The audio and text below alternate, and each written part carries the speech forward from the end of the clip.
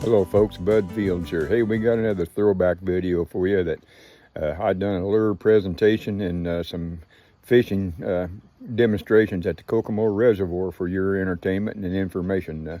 Hope you guys enjoy these throwbacks. They're a lot of fun. Kind of reminds me a lot now of when I was much younger, but I've always enjoyed sharing information, and I hope you guys enjoy them as much as I've enjoyed making them for you. So sit back, enjoy it, and if you get a chance, visit the Kokomo Reservoir just east of Kokomo, close to Greentown. Nice facility, fantastic park. I think you'd have a good time out there with your family and your friends. Okay, see you later. Hello folks, welcome to Outdoors with Bud. I'm your host, Bud Fields. Today we're at the Kokomo Reservoir. Real nice facility, real nice park down here, and it's pretty good fishing. But we want to come out here today and shoot some segments. Looks like the weather's going to cooperate with us. We are going to be battling a little bit of a wind condition, but stay with us. Let's go fishing. Blue light flashing down the railroad track, blue smoke rolling from the old smokestack. Oh, blue train, don't leave me behind.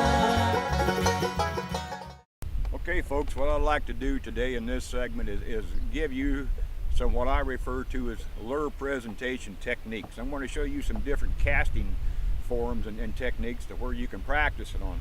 Now, everybody's pretty well familiar with what is referred to as the overhand cast. You've started it when you was a little kid, and even beginners will pick up on it real easy. Very simple. Now, I'm right-handed, so the rod is going to primarily be in my right hand. If you're left-handed, of course, you're going to be doing it with your left hand.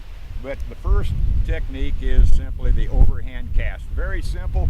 You let the rod do the work for you. Don't try to throw your arm out like you think you're throwing a 100-yard touchdown pass. Let the rod do the work for you. But very simply, now I've got a spinning rod and reel here. Anybody can use one of these. It's very simple. But for the overhand cast, you're just going to take your left hand and open the bail. You're just going to point the rod towards the direction you're wanting to cast it. Bring it straight back. Cast it right straight forward and kind of follow through. Kind of point the rod to where you want it to go. Very easy. Now you can practice that in your backyard with a little rubber casting plug. Another one is what we refer to as the pitching technique. Very simply, I'm going to be holding the lure in my left hand. I'm going to point the rod down and let the rod do all the work. You can see that load up just like a bow and arrow. Then all you do is just kind of fling your right arm out and just let it go. Quite simply like that. Now another way you can utilize that, instead of holding the lure in your hand, you can just kind of pendulum the rod just like this. When you get to a certain point, just take your finger off the line and let it go. That is the pitching technique. Another technique that I love to do, and I won a lot of money in the bass tournaments, is the skipping technique. When you was a kid, you might have thrown a rock sidearm and seen it skip across the water. You do the same thing with this. You're going to be sidearming it and skipping it right across the water. The skipping technique. Now, it takes a little practice to get accurate with it. But trust me, if you learn how to do it, there's going to be opportunities for you to really put that lure in positions. If you've got a low hanging tree limb, you cannot cast a lure in there. The only way to get it there is to skip it. I like to skip around piers and pontoons up under them in the shade. That's helped quite a bit. All right, another technique which I don't normally recommend, especially if you're going to be fishing in a boat or in close proximity to other people, is a sidearm cast, because there's a lot of rods anymore that's 7-8 foot long, and if you sidearm cast it, you're liable to hook somebody next to you. But I'm going to show you how to do it just in case you are interested in it. Quite simply, you just open the bail, bring it sideways, just cast it out there. Now it's very similar to skipping, except you're casting the lure above the surface of the water. And when you're flipping, or when you're skipping, you're going to be skipping it across the water. Okay, folks, the last technique I'm going to show you is what is referred to as the flipping technique. Now when you're flipping, you actually need to use a heavier duty rod. This is a special rod. This is 7 foot long. It extends out to 7.5 foot. And this is for fishing up close and personal. Now, for instance, like if I'm going along here, I'm not going to be making a 30 or 40 foot cast with this.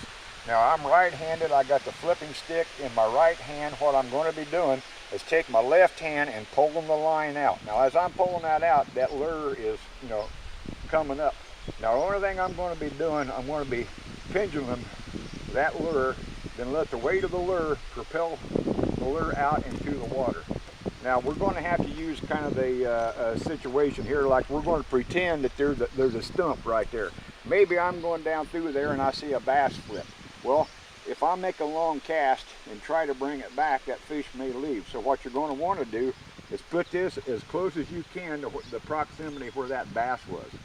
Then you just let your line sink to the bottom, and then you just kind of pump it up and down two or three times, and you will feel that bass hit it.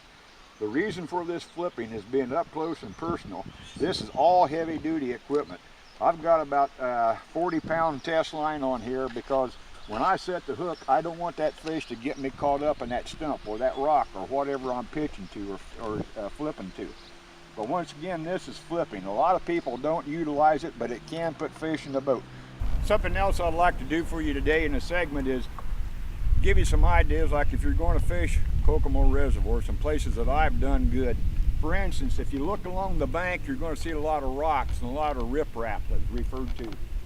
There's rocks that you cannot see underneath the surface of the water. A lot of those rocks come out as far as we are now, and we're probably 25 or 30 foot from the bank. The sun will shine down on those rocks and it will start warming that up, and the water close to that is going to be sometimes 3 or 4 degrees warmer than where it would be elsewhere, which makes that very attractive to the fish. Now it can damage your boat, so you got to be careful when you're getting up close to it, and you're going to lose a lot of tackle. But if you're not losing tackle, as some of the great fishermen say, you're not fishing where the fish are. Another thing, if you look at those rocks, you're going to see a lot of crevices in there. A lot of times crawdads and minnows like to get up in them little crevices, and that's where they live. That also attracts the fish to come up here. This is like a snack bar. They've got crawfish up there. They're going to have minnows.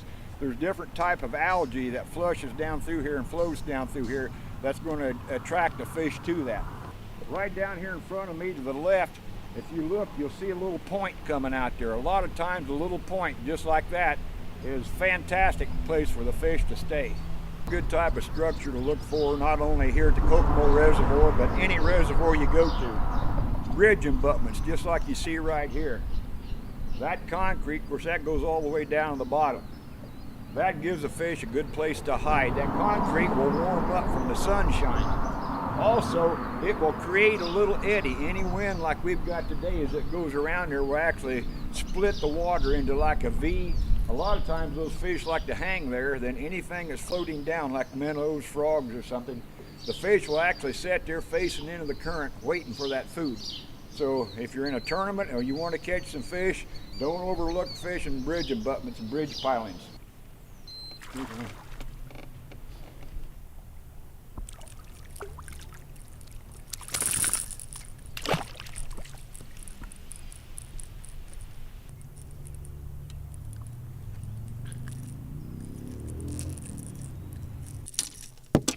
Now another thing I want to tell you folks, a lot of people don't like to handle a fish because they feel wet and slimy.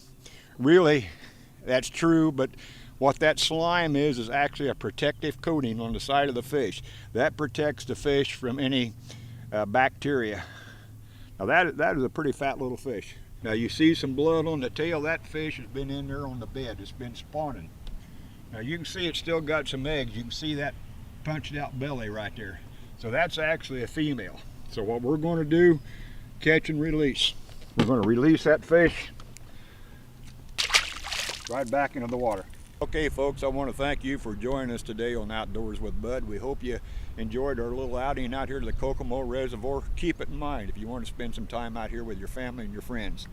Also, I want to tell you, I don't want you to forget, we're going to have a special military appreciation segment.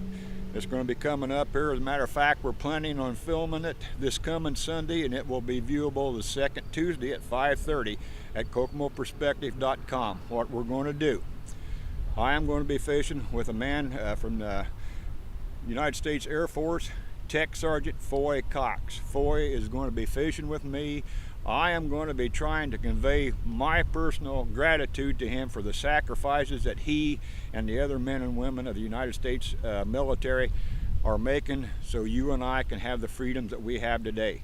So don't forget, I want you to view that. I hope it to be the best segment I've done so far. Thanks once again. Take a kid fishing, and God bless you. Blue light flashing down the railroad track, blue smoke rolling from the old smokestack, oh blue train.